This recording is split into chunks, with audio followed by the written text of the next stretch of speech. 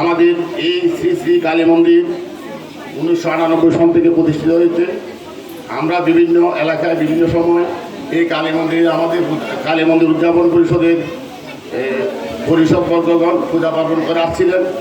অনেক আকাঙ্ক্ষা ছিল মায়ের জন্য একটা মন্দিরের জায়গা জোগাড় করার। মায়ের কৃপায় আজকে আমরা যেখানে বসে মায়ের আরাধনা করতেছি একটা জায়গার ব্যবস্থা হয়েছে, তিনি করে দিয়েছেন। সেখানে আমাকে আহ্বায়ক হিসাবে তারা প্রতিনিধিত্ব দেওয়ার জন্য নির্বাচিত করেছেন। একইভাবে আপনারা সনাতনী সম্প্রদায়গণ আপনারা এসেছেন, আমি অত্যন্ত খুশি হয়েছি এবং আমার মনে আরও উৎফুল্লতা জেগেছে যে আপনাদের মতো দানবীর ব্যক্তিরা যদি না থাকেন এই মঠ মন্দির কখনো করা সম্ভব নয়। সেই 1998 সাল থেকে আমার পরম শ্রদ্ধেয় কাকা দুলাল চক্রবর্তী, দীপক কুমার চক্রবর্তী মহোদয়ের হাত ধরে আমরা ছোটকালে দেখেছি এখানে অনেক বড় প্রতিমা মানে কালী মায়ের প্রতিমা বানিয়ে এখানে পুজো করা হয়েছিল। তখন কালী পুজো হতো অনেক জাঁকজমকপূর্ণ। আজকে সেই মন্দিরের পাশে এসে অনেক কষ্ট করে আজকে এখানে আমাদের বিকাশ দাশগুপ্ত নেতৃত্বে এখানে যে একটি সুন্দর মন্দির করে আজকে এখানে কালী মাকে প্রতিষ্ঠা করা হয়েছে এবং সেই কালী মাকে প্রতিষ্ঠা করার মধ্য দিয়ে আগামীতে এই কালী মন্দিরকে কীভাবে এগিয়ে নিয়ে যাওয়া হবে সেজন্য এই এলাকার যারা এখানে সাধারণ মানুষ আছেন, যারা এখানে আপনারা আছেন, সকলকে নিয়ে আজকের এই মত বিনিময় সভা। তো এখানে আমাদের কোনো ধর্মীয় বক্তব্য নয়, আমরা চাইব একটু অনেক বক্তব্য বলেছেন। আজকে আমরা যদি ঐক্যবদ্ধ প্রচেষ্টার মধ্য দিয়ে যদি এখানে গোনার পরে অনেক বিত্তশালীরা আছেন, তাছাড়া পাশাপাশি আমাদের কক্সবাজার জেলার সনাতনী সম্প্রদায়ের যারা বড় বড় ব্যবসায়ীরা আছেন, বিত্তশালীরা আছেন, আমি মনে করি তারা তাদের ব্যক্তিগত তাদের গ্রাম বলেন কিংবা তাদের ব্যক্তিগত মন্দিরের দিকে না তাকিয়ে তারা যদি সার্বজনীনতা দিয়ে দেখেন তাহলে আমরা মনে করি সকলের প্রচেষ্টায় আমরা এখানে যে একটু এখানে স্বাগত বক্তব্যে আমার দাদা শিমুল পাল বলেছেন আগামী শ্রাদ্ধ মাসে যেখানে যে আপনার দামোদর মাস অনুষ্ঠিত হবে সেই দামোদর মাসের আগে যাতে একটা এখানে নাট মন্দিরের যে স্থানটা সেটা নির্ধারণ করা হয়, সেটা যাতে স্থাপিত করা হয় সেই জন্য কাজ করবেন। এবং পাশাপাশি আমি আপনাদের আরেকটু অনুরোধ রাখবো, বর্তমানে আমাদের ধর্ম মন্ত্রণালয়ের হিন্দু ধর্মীয় কল্যাণ ট্রাস্টের অধীনে এখানে বিভিন্ন মন্দিরে বর্তমানে অনুদান দেওয়া হচ্ছে এবং আগামী জুন মাসে অনেক অনুদান আসবে এবং আমি কক্সবাজার সদর উপজেলা হিন্দু ধর্মীয় কল্যাণ ট্রাস্টের প্রতিনিধি হিসেবে কাজ করছি। তা আপনার আমি একটু আগে আমার দীপকদাকে আমি ফর্মগুলো দিয়েছি, এখন কালকে এবং পরশু দিনের মধ্যে আপনারা পূরণ করে দিয়ে দেবেন। আমি ট্রাস্টি মহোদয়ের সাথে কথা বলেছি, উনি ঢাকায় আছেন।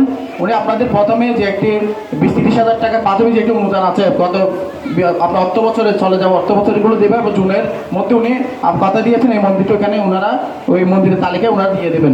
তা আপনাদেরকে অনুরোধ জানাবো, এখানে আমি বলে গেলাম ওইগুলো দেবে, আরজন বলে গেলে ওইগুলো দিবে বলে আপনারা বসে থাকলে হবে না, তাদের কাছে আপনাদের যেতে হবে। তাদের কাছে গিয়ে তাদের কাছে দম না দিয়ে আপনাদেরকে আনতে, কারণ এগুলো হচ্ছে আমরা 10 জনে মিলে যদি এখানে কাজ করি আমি মনে করি আগামী দিনে এই কালী মন্দিরটা একটি সুন্দর এই বোনারপাড়া আমি মনে করি কক্সবাজার শহরের মধ্যে একটি সুন্দর কালী মন্দির হিসেবে প্রতিষ্ঠিত হবে। সেই লক্ষ্যে আমাদেরকে কাজ করতে হবে। পরিশেষে আজকে আমাকে এখানে দুটো কথা বলার সুযোগ করে দেওয়াই শ্রী দক্ষিণেশ্বরী কালী মন্দির পরিচালনা কমিটির প্রতি আমার কৃতজ্ঞতা জানিয়ে আমার বক্তব্য এখানে শেষ করছি। আজকে পুজো কালকে 4টা পর্যন্ত থাকবে।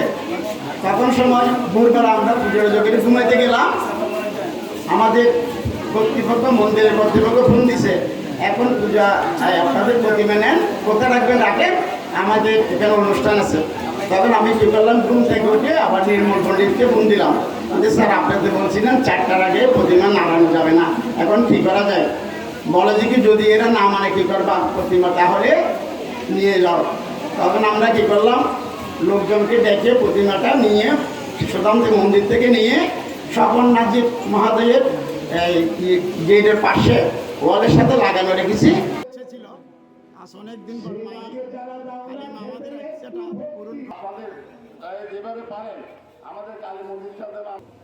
আমাদেরকে এসে সহযোগিতা করবে তার জন্য উপস্থিত সুযোগ দীপক বিশ্বাস মহোদয়, শ্রীযুত দীপক বিশ্বাস মহোদয়। কৃষ্ণ হরে হরে কৃষ্ণ কৃষ্ণ হরে গদাধর শ্রীবাসাদি গৌর ভক্তবৃন্দ। আমার ভজনা এবং আমাকে পূজা করেন, আমি তাদেরকে সেইভাবে বাসুদেবায় শ্রীমৎ ভগবদ গীতা পরমাত্মনে প্রণাম যাচ্ছি অধ্যাপক শ্রী অজিত কুমার দাস মহোদয়কে।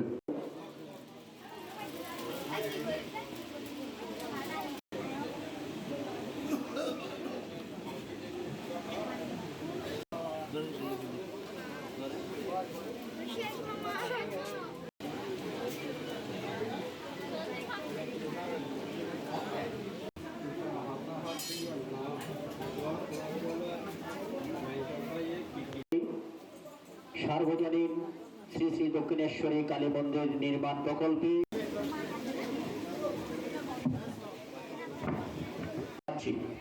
সম্মানিত এলাকাবাসী, আমাদের মাঝে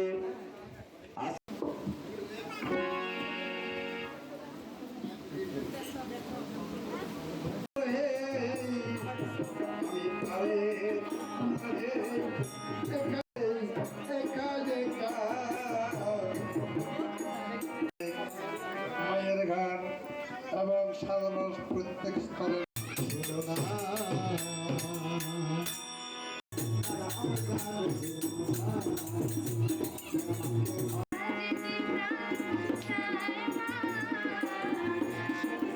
পৃথিবীকে স্বল্প কিছু জানতে পারে।